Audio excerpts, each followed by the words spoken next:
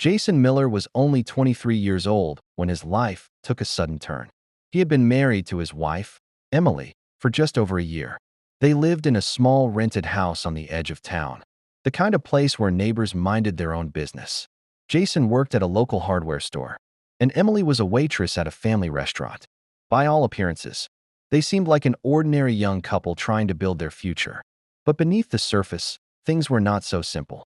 Emily had been acting distant for weeks. She often came home late, sometimes with excuses about extra shifts or catching up with friends. Jason, though young and inexperienced, could sense something was wrong. Their conversations grew shorter, their dinners quieter. The warmth that once filled the house slowly faded. One Friday evening, Jason returned from work to find the house unusually quiet. He called out Emily's name, expecting her to be in the kitchen or their bedroom. But there was no reply. Her phone sat on the coffee table, and her purse was still on the counter. It was as if she had stepped out for a moment but never returned.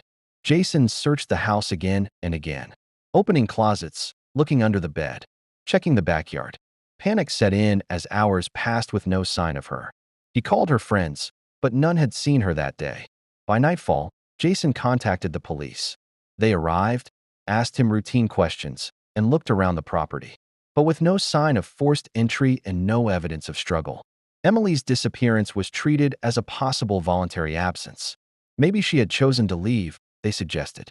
Jason could not believe it. Emily wouldn't just leave her belongings behind. She loved her phone. She never went anywhere without it. The officers, though sympathetic, offered little hope. Give it a few days, they said. Sometimes people just need space. The next morning, Jason sat alone in the kitchen. He hadn't slept. His mind replayed every moment from the last week. Her cold goodbyes, her late nights, her distracted look when he tried to talk to her. He wondered if she had been planning something. Days passed with no word. Jason stopped going to work, too consumed by worry. He called the police every day, but the answer remained the same: no updates. He put up flyers around town, begged on social media for information, but nothing came. A week later, Jason noticed something strange in the house. The bathroom sink had been draining slowly for days, and now it was almost completely clogged. He thought little of it at first. An old house often came with plumbing issues. But when the kitchen sink also began to back up, he realized he needed professional help. So he called a plumber. Jason thought it was just another problem in a week full of problems. What he didn't know was that this call would uncover something far more disturbing than a blocked pipe. The following morning, a middle-aged plumber named Frank Donnelly arrived at Jason's house. Frank was known in town for being reliable, though a little rough around the edges. He carried his heavy toolbox with him, a man used to seeing all sorts of messes inside people's homes. Jason greeted him at the door, looking pale and exhausted. His eyes were sunken from sleepless nights, and his hair was unkempt. "Thanks for coming," Jason said softly. "The sinks are clogged. It's been getting worse."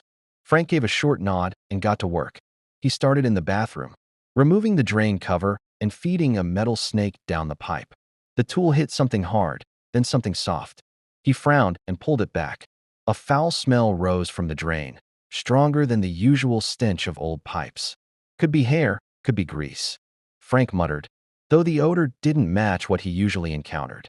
He decided to check the main line in the basement. Jason followed him, wringing his hands nervously. The basement was damp and dimly lit. Frank crouched by the main pipe and unscrewed a section. The moment he loosened the fitting, thick brown water spilled out, carrying with it strands of hair, long, tangled, and unmistakably human. Frank froze. He had seen hair in drains before, but never in such a volume. Jason stiffened. What is that?" he asked, though his voice cracked as if he already knew the answer. Frank didn't reply immediately. He grabbed a flashlight and shined it into the pipe. The beam revealed something far worse than hair. Wedged deep inside the line was what looked like a piece of fabric, pale and soaked. With some effort, Frank pulled it out. It was a scrap of cloth. But not just any cloth. It was part of a woman's shirt, stained and torn. The plumber's stomach tightened. "This isn't normal," he said firmly. "I need to check further." He ran the snake deeper, twisting and turning. This time, when he pulled it back, a small object came with it, a ring. A simple silver band with a small stone. Jason's face went white. It was Emily's ring. For a moment, silence filled the basement. Jason stared at the object in Frank's hand, trembling. Frank narrowed his eyes, suddenly suspicious. Is this your wife's? Jason swallowed hard. His lips moved as if to speak, but no words came out. He backed away slightly, rubbing his arms as if the basement had grown colder. Frank's instincts told him something wasn't right. He had been called for plumbing problems, but now he was standing in what could be evidence of something darker. Look, Frank said slowly. I think you should call the police back. This isn't just a clogged pipe. Jason shook his head quickly, his breathing uneven. No, maybe it's just old stuff stuck in there. This house is old. Pipes catch things. His words tumbled out too fast, too desperate. But Frank knew better. He had worked in dozens of homes over the years, and nothing about this was ordinary. The smell, the hair, the fabric, and now the ring, it all pointed to something far more sinister. As Frank stood there, holding the evidence in his hand, a thought crept into his mind. He might have just stumbled onto the reason why Emily had vanished. And Jason Miller, pale and trembling before him, might know more than he was willing to admit. Frank packed up the small items. He had pulled from the pipe into a plastic bag he found in his toolbox.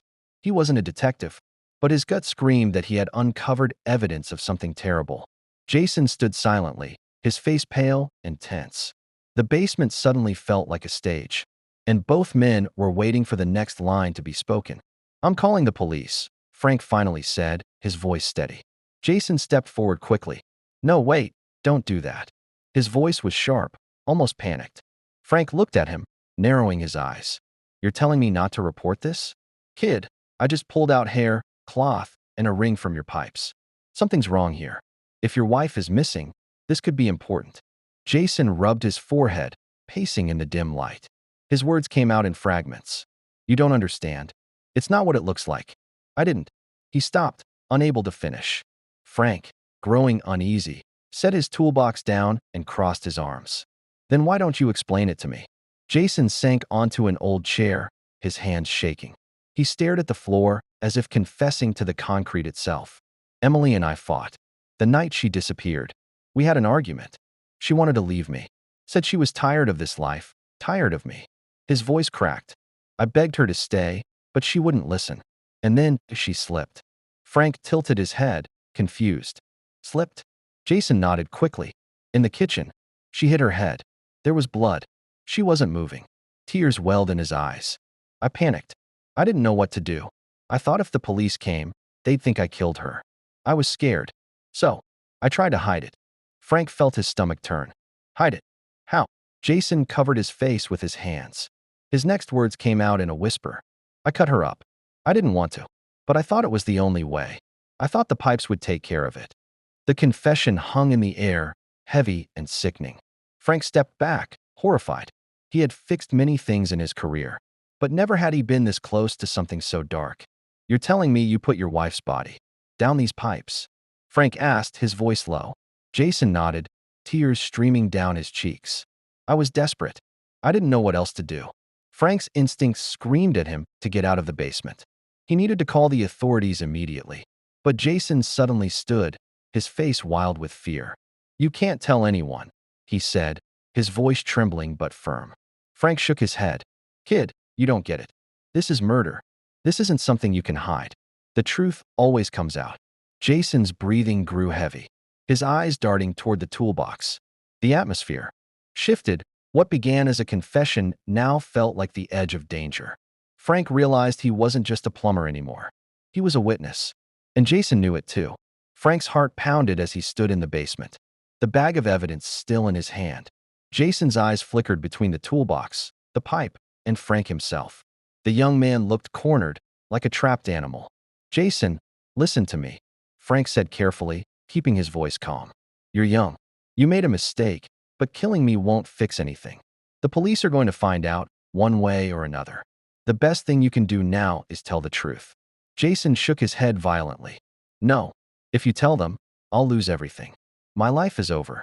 His face twisted in fear and desperation.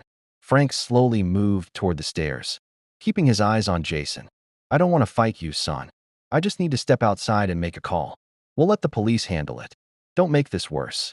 But Jason's fear had turned into something darker. He lunged toward the toolbox and yanked out a heavy wrench. His hands trembled as he held it, but his eyes burned with a frantic decision. Frank raised his hands, his voice firm. "Put that down, Jason. You don't want to do this." Jason's voice broke. "I can't let you tell them. I can't." Before Frank could react, Jason swung the wrench.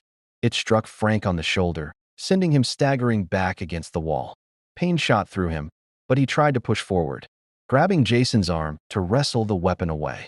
The two struggled in the damp basement, their grunts echoing against the concrete. Frank was stronger, but Jason's desperation gave him a wild energy. He pushed Frank to the ground and raised the wrench again. Frank gasped, "Stop. Think about what you're doing."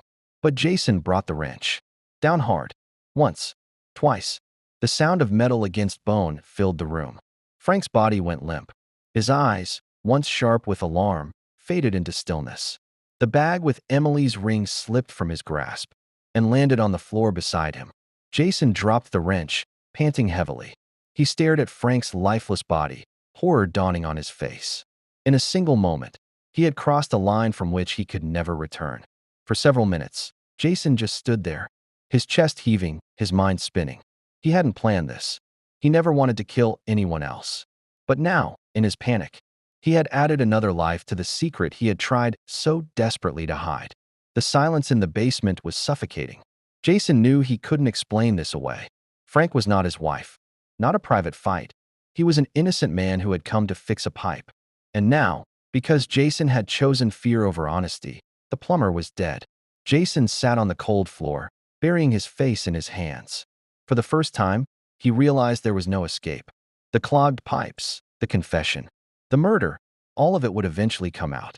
And when it did, Jason would not only be the husband of a vanished wife, but the killer of the man who had discovered the truth. The basement smelled of damp earth and iron, a quiet witness to the madness that had unfolded. Outside, life in the town went on as normal. But inside that small house, a dark story had sealed itself in blood and silence. Jason Miller, only 23 years old, had lost everything: his wife, his freedom, and now his soul.